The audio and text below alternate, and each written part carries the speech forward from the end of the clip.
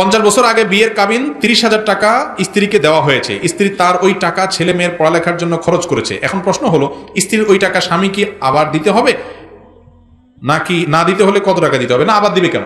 স্ত্রীকে টাকা দেওয়ার পরে উনি যদি ওইটা ছেলে মেয়েদের জন্য খরচ করে রাখেন, সে আসলে তার ব্যাপার, খরচ করছে কেন? আমার দেশে মহিলারা একটু বোকাশোকা, আসলে সোজা সরল। আমরা পুরুষগুলা বেশিরভাগই বাটপার কিসিমের। মহিলাদেরকে আমরা কতভাবে যে ধোকাবাজি করি।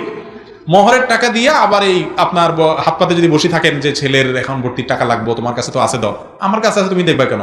ছেলের ক্ষয় খরচের দায়িত্ব তোমার, প্রত্যেকের বা তুমি বুঝে পড়াও, এটা আমার দিক টাকা পাও না তুমি। এই কথা যদি মহিলা বলে, আর তো ভাত ওই সংসারে আর জুটবে না।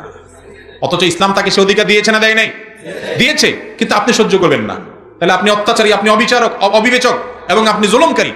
মহিলাদেরকে তাদের রাইট দিতে হবে। স্ত্রীকে মহরের টাকা দেওয়ার পর তার টাকা সে রাখবে না খাবে না তার বাপের বাড়িতে সবার দিয়ে দিবে, সম্পূর্ণ শতভাগ রাইট তার। আপনার জিজ্ঞাসা করার অধিকার নাই কি করছো গো। জিজ্ঞেস করতে পারেন, যদি বলে আমার মনে হচ্ছে যে হাওয়ায় উড়ে দিছে, শেষ, চুপ থাকবেন, কোনো কথা নেই, একদম মুখে করে সত্য কথা বলে, এটাই ইসলাম। কিন্তু আমরা কি করি, মহর তো দেয় না, 2 নম্বরে 10 লাখ 20 লাখ ধরে কয় টাকা দিয়ে আবার ওই বাসরাত যাইতে না যাইতে হাত পাতে বসে থাকে ফকিরের মতো। বিদেশ যাওয়ার সময় বলে কি করছো, এগুলো দাও। ঠিক না ভাই? ঠিক, এগুলো উচিত না ভাই।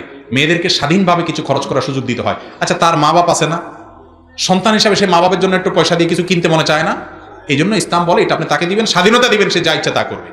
কিন্তু এখন মহিলারাও একটু বোকাশোকা, দিলে মহব্বতের চোটে প্রথম তো এত বেশি মহব্বত হয়, বলে ওগো এই টাকা দিয়ে কি করবো, তুমি থাকলে আমার কত টাকা হবে, তুমি নিয়ে যাও। এই ধরাটা খাইলো আর কি, এই বাটপাড়ার হাতে দিয়া এই যে গেল তো গেল, আর ওই টাকা পাও বেচারিরা আর নসিব হয় না। এবার মাসালা জিজ্ঞেস করে মৌলবীর কাছে, ছেলে মেয়ের জন্য খরচ করে ফেলছে, এখন আর পাবো কিনা? আর কোত্থেকে পাবেন, একবার পাইছেন শেষ।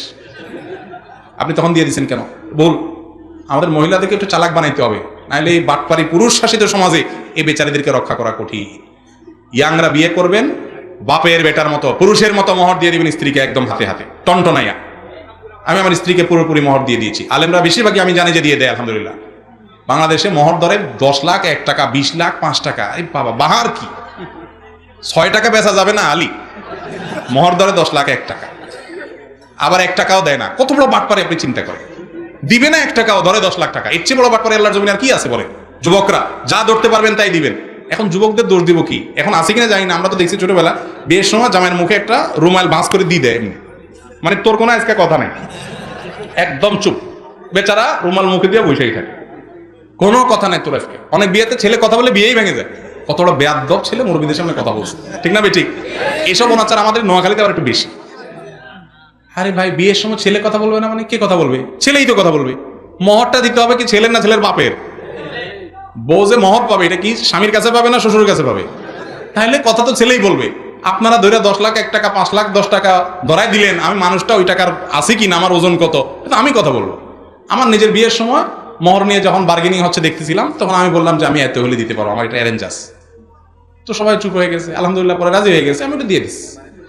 কিন্তু আমাদের সমাজে ওই ছেলের মুখে রুমাল দিয়া মুরব্বীরা এবার ঠিক করে। মেয়ে পক্ষ বলে বাড়াই ধরেন, তাহলে কি হবে? তালাক দিতে পারবে না। আগেই তালাকের চিন্তা করেন, ওই বিয়েতে এমনি ভাঙবে। আগে থেকে নেতিবাচক চিন্তা কেন? মহর কি তালাকের কোনো, বিয়ের কোনো প্রোটেকশন? মহর হলো স্ত্রীর উপহার, তাকে বাসর ঘরে দিয়ে দিবেন। আপনার মহরের টাকা না থাকলে রোজা রাখবেন, আপনারা বিয়ে করতে বলছে কি? বিয়ে করবেন আর বাসর রাতে যে বড় করবেন, দেখো এখন মহর তো ধরছে মুরব্বীরা, আল্লাহ দিলে ইতালি ভিসা আসলে চলে যাবো, কত টাকা আসবে, কত লাগবে তোমার, সব তো তোমারই আল্লাহর রহমতে। আমার পাম্পট্টি দিয়া মহিলারে, এমনি নরম মানুষ, তাদের দিলটা নরম থাকে। বাপের বাড়ি ছাড়িয়ে আসছে আপনার কাছে, আপনি আইসা বেহায়ের মতো প্রথম রাত্রে ভিক্ষুকের মতো হাত তুলে ধরছেন।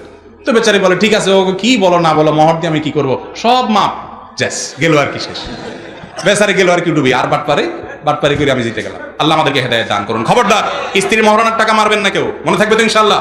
মহরানার টাকা দিয়ে আবার হিসাব নিতে আসবেন না কি করছো, তার ব্যাপার, সে কি করবে। আল্লাহ আমাদেরকে বোঝার তৌফিক দান করুন।